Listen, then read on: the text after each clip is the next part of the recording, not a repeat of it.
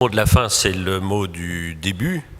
Je dois vous dire que quand on m'a fait la proposition de rejoindre Carbios, j'ai dit oui tout de suite, parce que c'était une sorte de logique. Il se trouve que j'ai commencé ma vie en étant enseignant dans le domaine des matières premières à l'Université de Paris 1 et à l'École normale supérieure.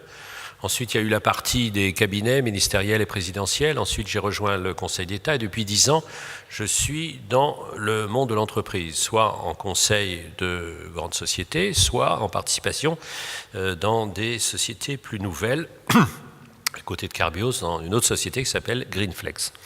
Et donc, quand on m'a proposé Carbios, pour moi, c'était exactement la logique. C'était les matières premières et c'était le monde du recyclage et le monde de la chimie verte. Il se trouve qu'à l'Académie française, j'ai l'immense honneur d'occuper le siège de Pasteur. Donc je me disais que, occupant ce siège-là, il fallait quand même que j'apprenne un petit peu de chimie et de biochimie. Et j'ai trouvé en Emmanuel, ici présent, le plus formidable et le plus patient des professeurs.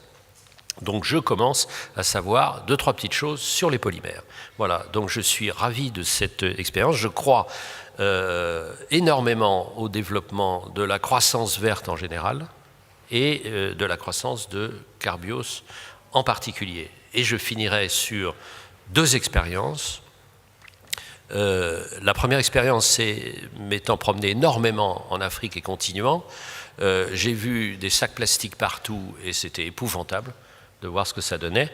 Et étant navigateur depuis longtemps, j'ai vu des plastiques beaucoup en mer. Et puis, comme je prépare un livre sur la mer dans la mondialisation, je vais rejoindre l'autre continent de plastique qui se trouve au cœur d'un des vortex du Pacifique. Donc, quand je me suis dit que, quand j'ai vu que grâce à Carbios, quelques-uns de mes principaux ennemis allaient devenir des ressources, je me suis dit, il faut que j'y sois.